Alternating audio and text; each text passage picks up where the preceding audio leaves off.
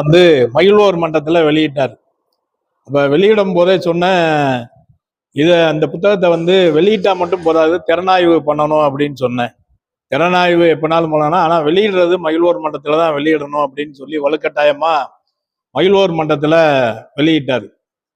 அந்த புத்தகத்தினுடைய அணிந்துரையை என்னிடத்திலே கேட்டார். அணிந்துரை கொடுத்துருக்கேன். அந்த போத்திராஜ் சாருக்கும் எனக்கும் என்ன இதுன்னா, நாங்க 2 பேரும் பக்கத்து பக்கத்து வீட்டுல இருந்தோம் ஒரு காலத்துல. பக்கத்து வீடு. அவங்க பையங்க 2 பேரும் என்னுடைய மாணவர்கள். ஏன்னா அதான் ஒரு ஆசிரியருக்கு பெருமை. அவருடைய பையங்க, அவர் நண்பருங்கிறத விட அவங்க பையங்க 2 பேரும் என்னுடைய மாணவர்கள். பக்கத்துல தான் இருந்தாங்க. அதனால நல்ல பழக்கம். அந்த பழக்கம் தூரத்துல இங்கிட்டு வந்துட்டாங்க. இப்ப மந்தித்தோப்பு ரோடு கிட்ட வந்துட்டாங்க. தூரமாக போனாலும் மனசுல இன்னும் என்னைய வந்து வச்சிருக்கிறாரு, மறக்காம வச்சிருக்கிறாரு. அக்ஷய் கவைக்கு தேநீர் குடிக்கிறதுக்கு 2 பேரும் வருவோம். வரும்போது அப்படியே பேசிட்டு வரும்போது தான் ஒரு வார்த்தை சொன்னேன், இந்த மாதிரி திறனாய்வு பண்ணணும், வச்சுக்கோங்க, இந்த இலக்கிய சேரல் அமைப்பு மூலமா அதை நம்ம பண்ணிடலாம், நிறைவேற்றிடலாம் அப்படின்னு. அவர் உடனே சரின்னாரு. அவர் சொன்ன ஒரே இது வந்து, அங்க வேண்டாம், இங்க வேணும், கீரா மண்டபம் வேணும். ஏன்னா கி ராஜநாராயணன் பெரிய ஒரு எழுத்தாளர். இந்த இடத்துல வெளியிட்டா தான் அது திறனாய்வு பண்ணா சிறப்பா இருக்கும், இடம் முக்கியம் அப்படின்னாரு. சரி அப்படின்ட்டு அதுக்கான நேரம் வரைக்கும் காத்திருந்தாரு. திறனாய்வு பண்ண விடாம இந்த மண்டபத்தை பிடிச்சாச்சு. இதை பிடிச்சு இதுல ஒரு புத்தகம் வெளியிடுறதா 2 புத்தகம் வெளியிடுறதான்னு ஒரு இது வந்தது.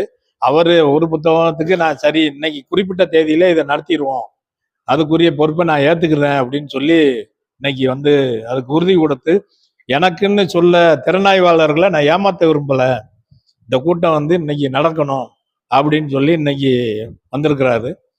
அதே மாதிரி இந்த கூட்டத்தை நடத்திக்கிட்டு இருக்கோம்.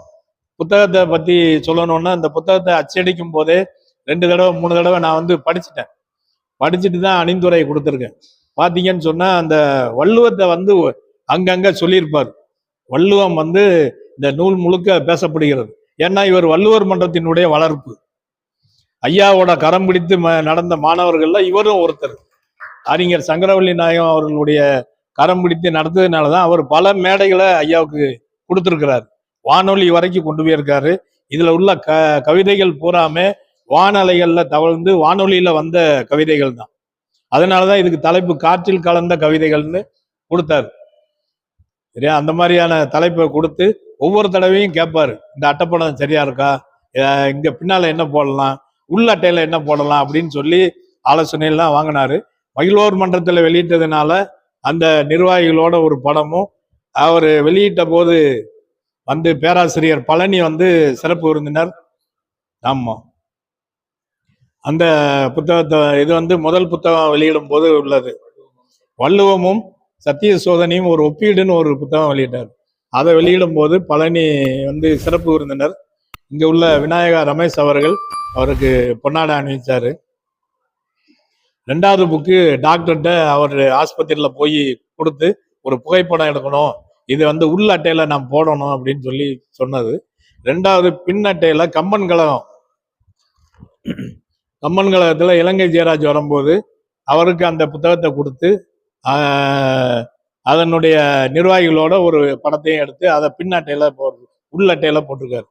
பின் அட்டையில உங்க படம் உங்க குடும்ப குறிப்புகளை போடுங்கன்னு சொன்னேன். அவர் அதை போடல. அவர் படத்தை போட்டு அதுல அருமையான வாசகம் எழுதியிருக்காரு. இமயத்தை எட்டுவது சாதனை கிடையாது, மற்றவங்களோட இதயத்தை தொடுறதுதான் சாதனை அப்படின்னு இந்த புத்தகம் மூலம் பலருடைய இதயங்களை தொட்டிருக்காரு. இது வந்து இன்னும் போட்டா இது விற்பனைக்கு அல்லன்னு எழுதியிருக்கலாம். ஏன்னா பாக்குற எல்லார்ட்டையும் நீங்க படிச்சா போதும், வாசிக்கிறத ஊக்குவிக்கக்கூடிய ஒரு தன்மை அவர்கிட்ட நான் பார்த்தேன்.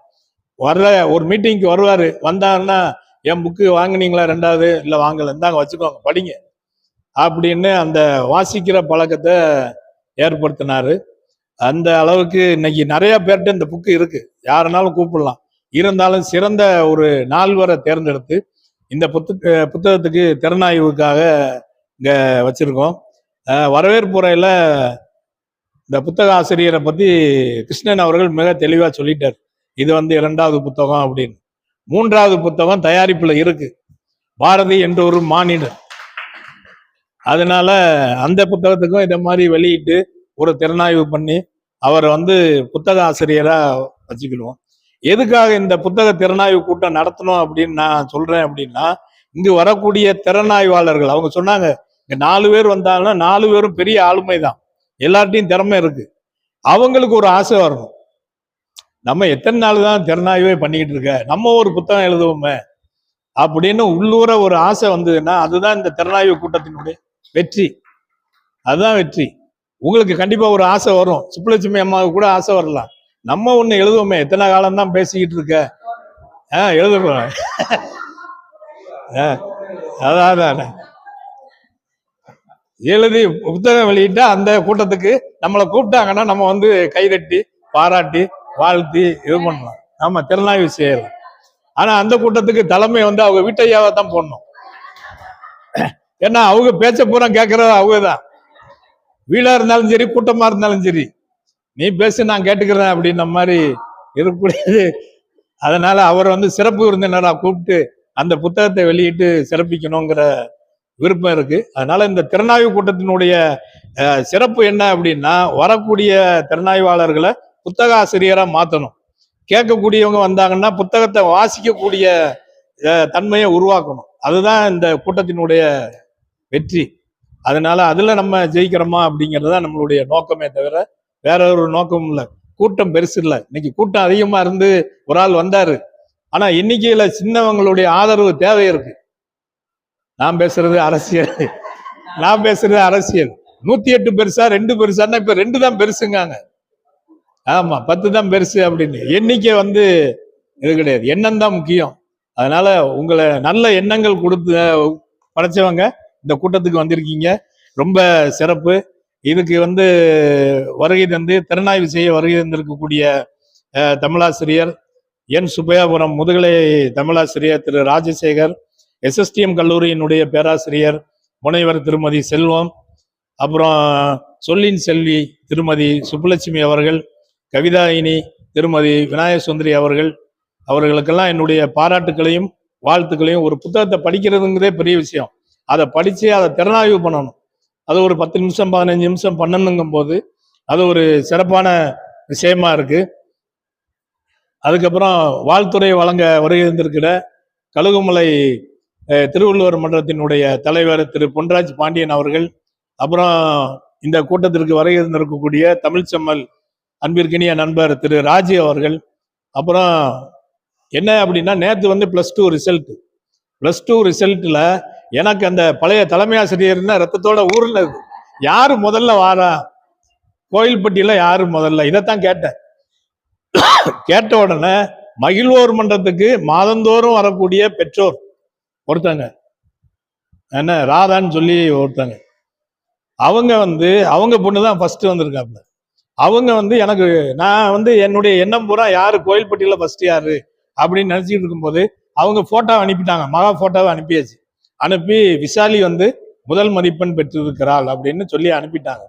ஆமா, அனுப்பினோடனே விசாலி வந்து மயிலூர் மன்றத்துல 6ஆம் வகுப்புல இருந்து பேசிக்கிட்டு இருக்கா அந்த பிள்ளை, இப்ப ஹையர் செகண்டரி +2 வந்துட்டா.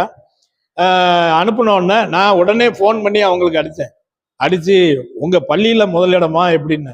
இல்ல சார் கோயில்பட்டி கல்வி மாவட்டத்தில் அதை போடாம விட்டுருக்கீங்களே அப்படின்ட்டு அவளை கூப்பிடுங்கன்ட்டு தொலைபேசியில உடனே அந்த பொண்ணுக்கு வாழ்த்து. சென்னையில இருக்காங்க, ரிசல்ட் வர்ற நேரத்தில் நீங்க சென்னை போலாமா, நீ இந்த மாதிரி ஒரு சிறப்பு வாய்ந்த ஒரு மதிப்பெண் பெறும்போது அங்க இருக்கலாமா அப்படின்னு சொன்னேன். இல்ல சார் அவங்க மாமனாரோ யாரோ தவறி ஒரு வருஷம் சாமி கும்பிடுறதுக்காக போயிருக்கோம், குடும்பத்தோட வந்திருக்கோம், திங்கக்கிழமை வந்துருவோம் அப்படின்னாங்க. திங்கக்கிழமைங்கிறது எங்களுக்கு லேட்டு, நேற்று ரிசல்ட்னா இன்னைக்கு பாராட்டியிருந்தோம், அந்த இதுலயே வளர்ந்துட்டோம் நம்ம. அதனால என்ன செஞ்சேன், உங்க பொண்ணோட போட்டோவை மட்டும் அனுப்புங்க, நான் வந்து பள்ளியினுடைய முதல்வர்கிட்ட பேசுறேன், பேசிட்டு அது வழக்கப்படி சீல்டு கொடுப்போம் அப்படின்னு. அவங்க சொன்னாங்க, நீங்க இங்க சீல்டு கொடுக்கறதும் சரி, ஆனா என் பிள்ளைய மயிலூர் மன்றத்துல ஏத்தி சீல்டு கொடுக்கணும் அப்படின்னாங்க. 100வது கூட்டத்துல கண்டிப்பா அதை செஞ்சிருவோம், அது லேட் ஆகுமே அப்படிங்கிறதுக்காக தான் சொன்னேன் அப்படின்னு. உடனே ரொம்ப சந்தோஷம், அவங்க பள்ளி முதல்வர்கிட்ட பேசினா அவர் அதை விட சந்தோஷப்பட்டாரு. ஏன்னா நாங்கெல்லாம் திட்டிக்கிட்டு இருக்கோம், ஏமா நீ தான் முதல் மாணவியா வருவேன்னு நினைச்சுக்கிட்டு இருக்கோம், நீ வாட்டில் சென்னையில போய் உட்காந்துக்கிட்டா என்ன அர்த்தம், அதனால இந்த மாதிரி கேட்குறாங்க, உடனே புகைப்படத்தை அனுப்புங்கன்னு சொல்லி அஹ், முதல்வர் அல்லது அந்த பள்ளியினுடைய ஆசிரியர் வரணும் அப்படின்னு சொன்னேன். அவருக்கு இந்த மாணவிக்கு பாடம் எடுத்த ஆசிரியர் வந்திருக்காரு, மகேந்திரகுமார். அவர் வந்து ராஜி சார் உருவாக்கிய மாணவர். ஆமா, அவர் வந்து எந்த பாடத்திலேயே முதலிடம், இந்திய பண்பாட்டுல முதலிடம். இவ வந்து எல்லா பாடத்திலையும் டோட்டல்ல முதலிடம் 594. இன்னும் ஒரு 4 மார்க் எடுத்திருந்தா மாநில அளவுல வாங்கியிருப்பான். அந்த வாய்ப்பு சார், அந்த வாய்ப்பு கொஞ்சம் தவறி போச்சு. இருந்தாலும் அடுத்து ஒரு சிறப்பான வாய்ப்பு இருக்கும், அதையும் செய்யணும்னு அதை பேசி இங்க நூல் ஏற்பாடையும் ஒருங்கிணைச்சு இந்த கூட்டம் நடைபெறுகிறது. இந்த கூட்டத்திற்கு திறனாய்வுக்கு வருகை தந்த அனைவரையும் வரவேற்கிறேன். கூட்டத்தினுடைய நோக்கம் 2 தான். ஒன்று, உங்களுக்கு புத்தகம் எழுதணுங்கிற ஆசை வரணும், புதுசா வந்தவங்களுக்கு புத்தகம் வாசிக்கணுங்கிற எண்ணம் வரணும். இந்த 2 தான் அந்த புத்தக திறனாய்வினுடைய கூட்டம். சும்மா வந்துட்டு போறதுக்கு உள்ள கூட்டம் கிடையாது, வந்து சாதிக்கிற கூட்டமா இருக்கணும் நம்ம.